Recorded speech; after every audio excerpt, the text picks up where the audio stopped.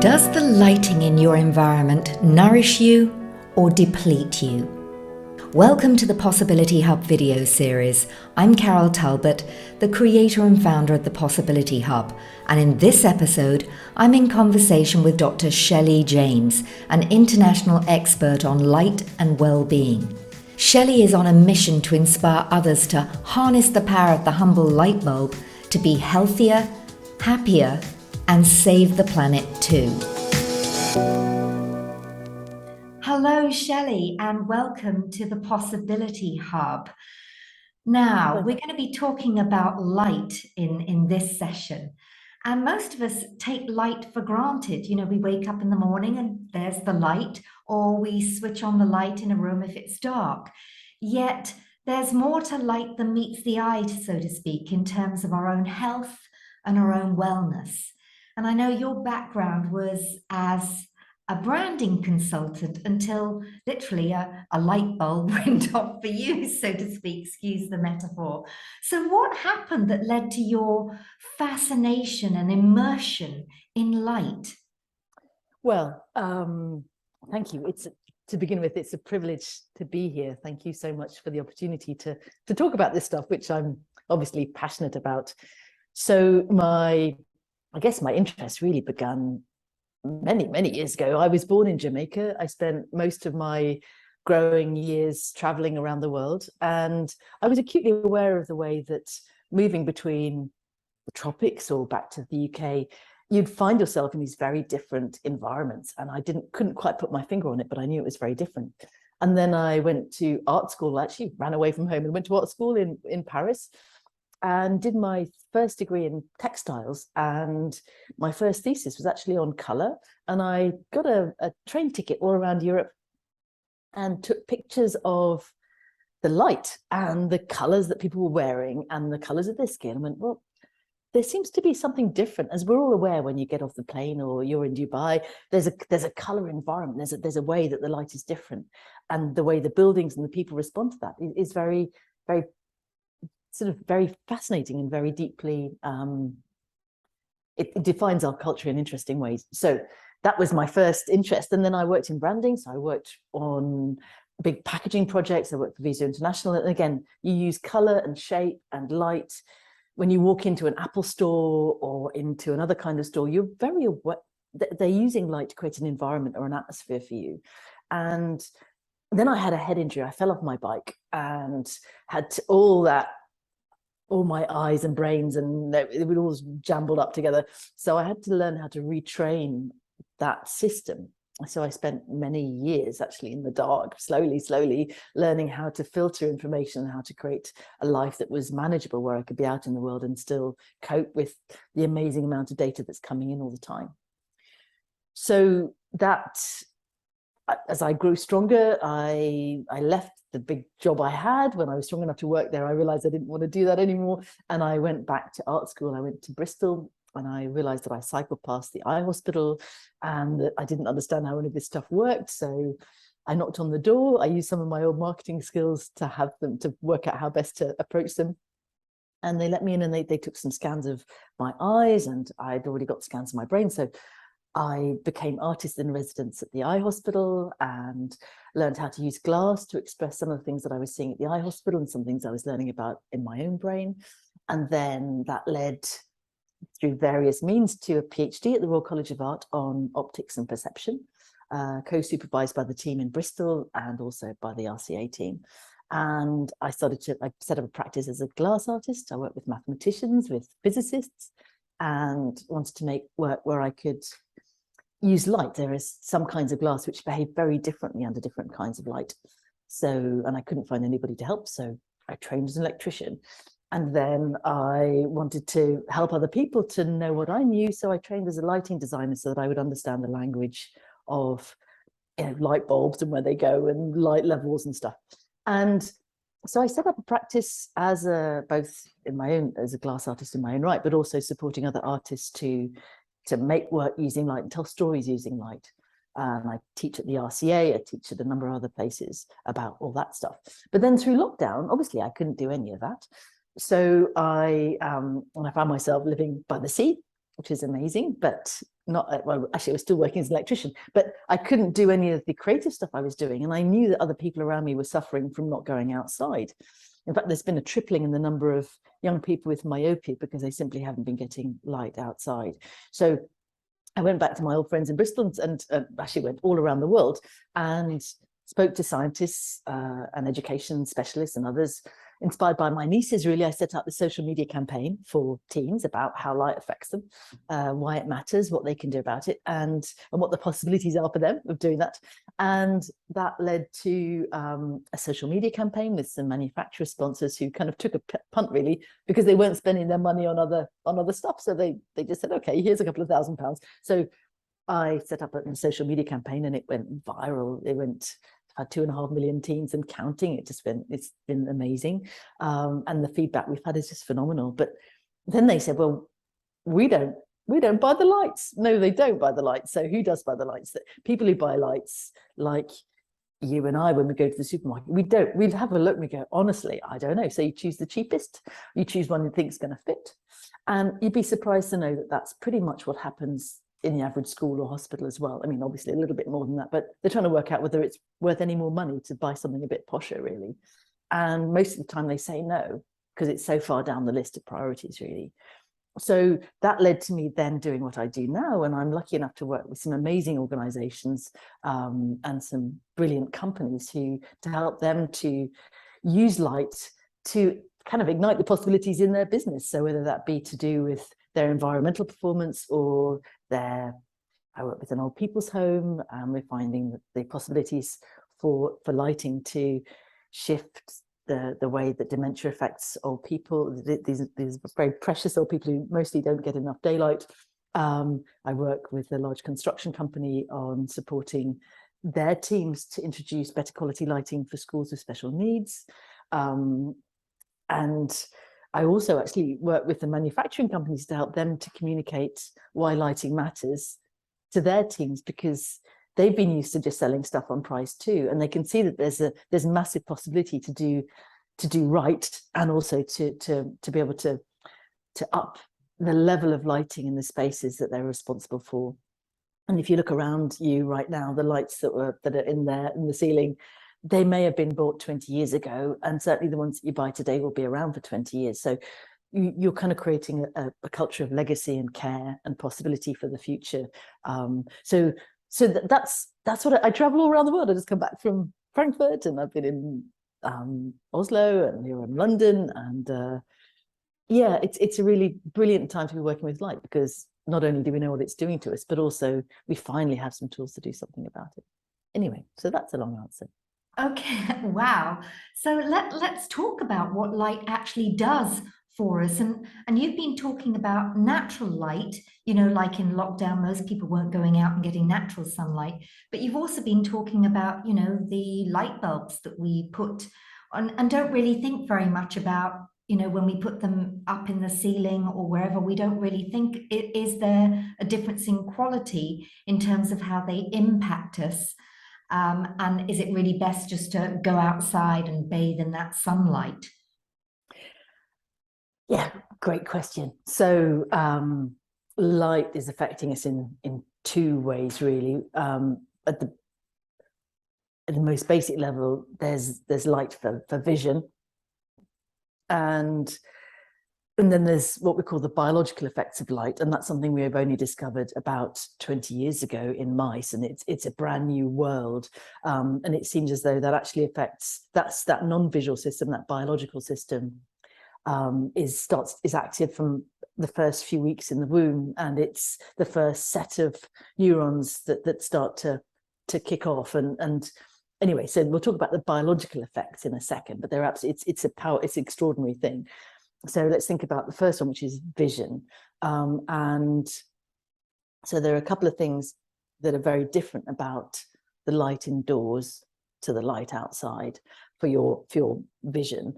One of them is that the light outside not only is it a whole lot brighter, 10 to 100 times brighter than it is indoors, but also it has a set of wavelengths inside. A light might look white, but actually if you were to if it were you to kind of use a prism or make a rainbow from it, the light that's coming out of an artificial light bulb is very, very poor in terms of the range of wavelengths compared to the sun.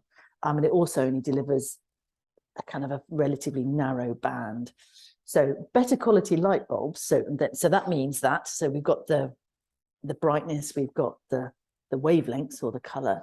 Now, not enough bright light means, particularly as we get older, that we find it harder to see stuff, which means that we kind of do this, which is really bad for our back and neck. So that's the first thing. It's just actually having the light levels that we need. As we get older, our eyes get cloudier. So we need to make sure that we're getting enough bright light to do the task that we want to do. Then the next bit is about color rendering. And that is that the colors that you see are essentially the colors coming out of the light source. Some of them are absorbed by the object, and that's why darker objects get hot in the sun, as you in Dubai will know, and lighter objects reflect more light. But it can only reflect the light that's coming out of the light source. So if you have a light source that has not many wavelengths in it, you don't get very many wavelengths back, which is why colors look a bit gray, people's faces look a bit gray, and we know that people's ability to read facial expressions changes, their ability to notice or enjoy food changes. So those are ways in which so you're looking for a light bulb which has got a higher, what we call color rendering index, a higher CRI, and better quality light sources are built to give like a better quality, like the difference between multivitamins and an apple. You get a kind of a more complete spectrum with all the sort of micronutrients that you would hope to get from daylight. I mean, it's within a narrow spectrum. And I guess the third bit is, in terms of the vision, is that very often the light sources that you have are coming from, they're coming from a place which is quite different. So we're designed to get light sort of broadly from above, but quite widely spread out. When you have light sources which are very pointy, not only are they very glary in the eyes, but also you can't fully see the shape of things as easily. So, and you also get points of contrast, particularly if you struggle with balance or have sensory processing issues, which mean that edges are harder for you to see. Then we see an increase in falls, in balance issues in older people too. So that's the vision bit. I'll just talk about a little bit about the non-vision thing very briefly, and then you can ask me another question because I can go on about this. Non-vision thing, basically your eyes are designed, and your brain are designed to notice bright days and dark nights. And bright light is like a cup of coffee for the brain. That's why we can use bright light therapy for depression.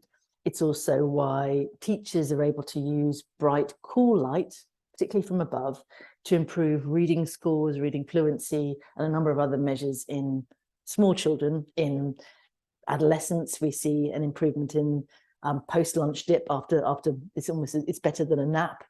There are all sorts of ways in which bright, cool light, it just lets your body know that it should be up and about. Warmer, soft light can change your experience of temperature. It can change your experience of what somebody's like. So seeing somebody in a warm light literally gets you thinking they're probably all right.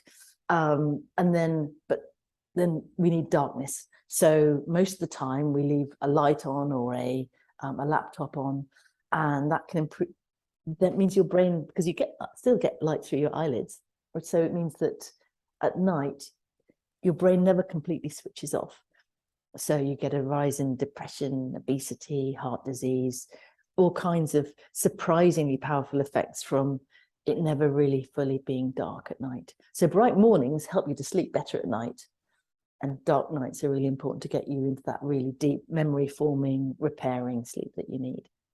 So the dark light, are you saying that we should have blackout curtains? Or completely. I know I sleep with one curtain's open and the others are closed, which means that I wake up naturally when it gets light, but the room's never completely, it's dark, but it's not completely blackout. And are you saying that complete blackout is best rather than waking up naturally with the light? Yes, I am. Okay. it needs to be completely dark. You can get some really beautiful dawn sort of bedside lamps which mimic the dawn and sort of slowly come up. And so if that's important to you, I mean, the other solution is to just draw the curtains gently. But proper blackout, you might, I'd love to see if it makes a difference to you, because all the science suggests that if you can see your hand, or if you can see across the room, it's too light. And that makes, all the science suggests that makes a big difference. And it's more important to get into that deep REM sleep, all those really deep structures of sleep, particularly as we get older, than it is to do that sort of marginal wake up piece in the morning. Okay. So that's my suggestion, but according to the science, but obviously everyone's different, but the evidence suggests that darkness is absolutely critical. Okay, so when you're talking about sort of the different types of light and how, you know, it impacts us, whether that's in mood or the way that we see things, are we also talking about light therapy in terms of, you know, I'm thinking that you worked with glass and color and how it reflects and refracts different colors and things. So when you were talking about bulbs, do we want to get bulbs that are pure white, or do we want them with tones, or would colored lights also give like different moods, different, you know, if you've got, there's red light therapy, isn't there? Which is meant to be good for the face and looking even younger, apparently. You don't need that. So when you're talking about light, are you also talking about bringing in different colored lights to create a different impact, or, you know, communicate with the cells in the body differently? So there are a couple of really brilliant questions in there. So the first one is that when you choose a light bulb, it'll say cool white or warm white, and the cool white is closer to the color of daylight outside. So it tends to, when you put that kind of lighting in a room, particularly from above, it tends to give a sort of a fresher, more public feeling. In fact, we find that people have a more pro-social behavior. They tend to be, they're more likely to put money into the box. They're more likely to pick up a piece of litter. Those kinds of pro-social behaviors tend to happen more in bright, cool lighting, because you feel like you can be seen. If you want to create an atmosphere which is more kind of cozy, more collaborative, more creative, then choosing a light which appears warmer or softer is going to, particularly from a lower level, if you just think like a campfire, then you can trigger that kind of effect. Then, so those are the sort of emotional mood setting kind of signals that you can get. You can also, you can feel up to 2 degrees warmer in a room which looks a little bit cozier. But then we've got the kind of more playful theatrical dimensions of light, and you can use that to highlight parts of the room that you think are cool, or shift the mood around. So those are wonderful ways of using light to completely transform the way your space looks from being a workspace. I mean, particularly through lockdown, many of us have ended up using our bedrooms for work and for play, and shifting from a bright overhead light to a soft, warm light can help you to signal that it's time to switch off that computer and listen to a podcast like this one, or to do something different. So absolutely, those the typically domestic lights, light bulbs and things, aren't bright enough to trigger the kind of wake up signal. They're bright enough to kind of keep you awake, but they're not, I mean, as in stop you from properly switching off, but they tend to not generally be bright enough to really trigger that. The average domestic light, which might be, the average living room is about, I'm going to be technical, but the number that we use for measuring light is lux. So it might be between 200 and 250 lux in a standard living room. And actually, we need about 1,000 lux for that wake up. And many sad lamps and others, well, sad lamps are even bigger than that, but many commercial lights, if you go into a supermarket, it'll be around 1,000 lux. It'll be that sort of level. And good quality office lighting also is designed to be up to that level as well.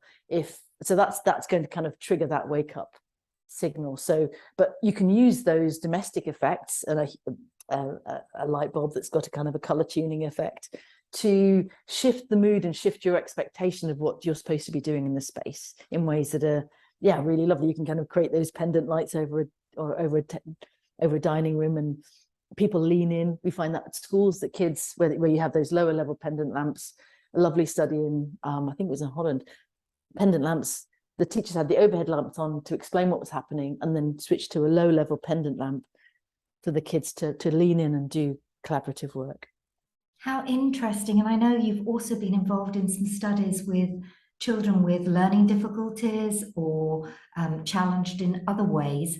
What has been the responses? What have been the results in some of those studies? So I haven't done the studies myself, but I read them, and I work with the scientists who do that. So just to kind of clarify my role there, I'm a sort of community, I'm a bridge really. So the people, they've been doing some wonderful work. So for students with special needs, we know that at one end of the spectrum, some of them have processing hypersensitivity, and at the other end of the spectrum, we know that there are many students who can't see very well, and actually for many of them, they don't realize they can't see very well, which is why they behave badly sometimes. So they act up as you would, because you can't see what's going on. And so what we see mostly in special needs schools is that light systems, which not only don't have any glare, so the lights are very well designed and positioned so that there's not that horrible sort of bright, sort of slightly scary feeling, but also that it allows the teacher or the student to adjust the light levels to what they need at the time, whether they need more light or less light, completely changes the atmosphere, because people know that they can, that it's a bit like being able to adjust your chair, or being able to kind of put the amount of milk that you like in your coffee. It's about creating the comfort, which then frees up mental bandwidth to get on with the job of learning and being comfortable and confident. So the other thing that we see is that if you're able to combine lighting with acoustics, for example, because those two pathways are very closely connected in the brain. So if you can install, there are some lovely lights now which have acoustic panels or kind of baffles around them, so that the lighting's great and it deadens the sound so that you can communicate more clearly. Wow. Now, I couldn't not talk about devices, the devices that we use and the light that's emitting from these devices, particularly at night when people have their device nearby, or even the light in the daylight that emits from these devices. What's the research on that in terms of impacting us health-wise? Well, suffice to say that it's not great. We weren't built for these things. So there are a couple of things to, number one is not to be too alarmist about it, really. Our bodies and brains are designed to have quite a strong difference between the thresholds of sensitivity during the day and at night. So in the same way that it can be quite noisy and busy during the day and you don't really notice. At night, anybody who's lain awake and listened to kind of a tap gurgling and thinking that it's some horrible army of invading horrors, you know that your sensitivity, so during the day, your sensitivity is slightly, you're kind of more robust to this kind of stuff. So, but at night, yes, it is so important to give your brain and eyeballs a break from the screen. So the first thing is to say daytime. The main thing is to make sure that there is a contrast. If you're in a dark room with a bright screen in the middle, even during the day, your eyes are like a camera. They're trying to kind of adjust between the brightness in the room and the brightness of the screen. So if there's a really big difference, it's really tiring for the eyeball. It kind of keeps on. So that's the first thing, is to set your desk up so that there's a good balance. Your screen needs to glow without being kind of like a beacon in the middle of the darkness. So contrast really matters a lot. And in the evening, the same goes. But the big problem in the evening is that you're usually not passively just, the screen isn't just there. You're usually chatting to somebody or trying to respond to an email or fighting fires of some sort. So you're giving your brain all kinds of other signals as well as the light that it should be kind of doing stuff. And so the light isn't working in isolation there. It's the content that's coming off that screen that's part of it. And I'm just going to say one other thing about this, which is that one of the reasons why people get dry eye disease or computer vision syndrome is that, and one of the reasons it's so damaging for kids particularly, is that our eyes were designed for a three-dimensional world. And so we're used to our eyes, essentially, they're getting all kinds of exercise as they zoom around the room. When you fix your eyes onto a screen that's at a particular distance from you, particularly with your mobile phone, it's sort of not very far away from your eyeballs, your eyes don't get that exercise, and kids' eyes just lock onto a particular distance away, and they don't, in the same way as if they sat in the chair all the time, you didn't make them run around or even go upstairs. Their muscles around their eyes lock into a particular shape and a particular dimension. So there's something called the 20-20-20 rule, which is that every 20 minutes you should look away for 20 feet, which is broadly the corner of the room, for about 20 seconds. And not only does that give your eyes a kind of a bit of a stand up and wriggle around, but it also means you tend to blink. And one of the things that we do when we're looking at a screen is not blink as much. We blink about half as much, which means that our eyes get dry and rubbish builds up on them. So these things are a problem because they're giving out light that's in contrast, that's unexpected for the visual system. At night, we tend to do other stuff on them, which means that our eyes think and brain think it's time to be up. And we tend to just fix on them instead of looking around. Ooh, okay, so some good advice there.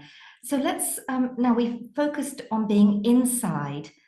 Let's go outside to the light. And I say this because I know in certain modalities, particularly breatharians, they feed off sunlight, so to speak. They absorb the light. And of course, you know, with plants and photosynthesis and things, you know, light is a necessity. So what's the, and with sun gazing, they always say the best time is first thing in the morning before you actually damage your eyes. And yet, you know, I loved it when you were talking about when you were young and looking, or younger, and used to notice the different qualities of light and take photographs and things like this, and how the light hits certain things and creates shadows. I love the fact that you go back to your childhood, and it sort of set the trajectory, didn't it, for light, and moved you forward. But let's talk about being outside, because so many people, their life is inside these days, and the power of natural light. Yeah, I mean, it doesn't get much better. I mean, it's free. It's and I mean, the other thing that's so it's free. It's always, yeah, pretty much always, except in the far north during the winter months, it's pretty much always brighter. So you're getting that wake up that you need anyway. The other thing about it is that it's got the edges of lights have been engineered to deliver what our eyes are engineered to see. But essentially there are edges of the visible spectrum, near infrared and UV, for example, which I'm sure your other guests will have spoken more about this, but it seems as though it boosts the immune response. It certainly enables metabolism of vitamin D. There are a number of ways in which the edges of the visible spectrum are incredibly useful for our bodies and brains. And there's some lovely work at the moment in a neonatal unit in Cincinnati, where they have you can now build light sources which have expanded spectra, and they're using them to help premature babies to grow more quickly and to kind of survive. Actually, it's been phenomenal, the results they've had from kind of the bit of the brain that's, in fact, there are light sensing organelles right in deep inside the body that are responding to those edges of the visible spectrum all the time. So it's So daylight gives you the equivalent of a healthy meal compared to a multivitamin tablet, which a good quality indoor light is a multivitamin tablet, and it's a good boost to the natural, it's a supplement to the natural daylight. And light first thing in the morning, as you were mentioning with the breatharians, is absolutely key to clock setting and getting that at a regular time every day, like having a good breakfast. Actually makes you more resilient to a tub of ice cream later on, or the equivalent of that, in terms of your exposure to blue light later on in the afternoon, so, or in the evening. So yeah, there's nothing like it. I mean, the other thing that's for anybody who's a bit geeky like I mean, the light that you see outside, it set off from the sun about 8 minutes ago on its way to find you, and those photons will never arrive on another retina. It's a piece of, and every time you have a look at a glass of water and the shadows that it makes on a table, or every time you see the way that light is bounced through leaves, or off a wind, you're in a street and you see patterns of light on the ground, those are pieces of physics that are absolutely extraordinary. It's a piece of everyday magic. So if you can just introduce a moment of wonder in your life and think, wow, how starlight and moonlight, they are pieces of they're cosmic rays coming to find you at that moment in time. So it's a gift. It's an absolute gift for us in our kind of slightly mundane, stressed lives to just take a moment and go, oh, wow, that's, how amazing is that to be at this moment to encounter that photon. Now, you've made it your mission to spread more light, literally. So what can people do right now? You know, you've touched on so many different points for people to consider in terms of, you know, the blackout curtains, what sort of light you have in a room. I loved the fact that you were saying that teachers, when they're teaching, have the lights up, but when the children are actually doing something or need to write, the lights actually lower, not just in light quotient, but they come down from the ceiling. And so what would be some really nice things for people to consider that they could easily do to sort of change things around and, you know, enhance their lives with light in a simple way? I suppose that's another lovely question. So I think the very first thing, if you're listening to this, is just to take a deep breath and look around and just have a look at the quality of light in your space where you are, and think about how it makes you feel. If there are maybe the curtains, maybe the windows are a bit grubby, maybe the curtains could do with being drawn, or maybe the light fitting's a bit grubby, maybe there's a bit of glare, maybe there's a bit of flicker. So in the same way as you would if you were to take a break and just think, is it noisy in here? What are the things in this environment which are comfortable and uplifting and help me to know that I'm valued and I'm a precious person in this world? What are the things that you can do in terms of the lighting to cherish that part of you that needs to be connected to nature? So one of the ways that you can think about some things you can do is to, perhaps if you have a regular meeting, take it outside. I've just been to a 2-day conference and encourage people to take their coffees outside, maybe, you know, during the coffee break, because everyone's sort of clustered around the coffee machine in a dark conference room. So if you can, number one, simply go notice the lighting in your environment and notice how it makes you feel, and find some small things you can do, whether it be upgrading the quality of the light bulb, or drawing the curtains, or cleaning the windows, or moving your chair closer to the window, to just kind of notice the light in your life and get as much natural light as you can, and arrange your life so that you get at least an hour a day outside, because we know that's the threshold for better skin, better sleep, better eye health, all kinds of stuff. So if you can arrange your life, however busy it is, to do some stuff outside as well, wrap up, walk outside. And then I guess the third thing is to make sure that you respect your body's needs and your brain's need to wind down and switch off. So set yourself an alarm if you've got kids, because they're watching you. If they see you checking your emails and you go switch off, they're going, well, I will if you will. So if you can set the example by switching off, and then maybe even have a conversation, or get your stuff ready for the next day, or listen to a podcast, or just be a bit more creative about your use of screens. Imagine that it was something that was very expensive to do, and that you ration your time on the screen and find other ways of using that in the way that it should be used. Make sure your room's dark at night. You'll be amazed at the difference it makes.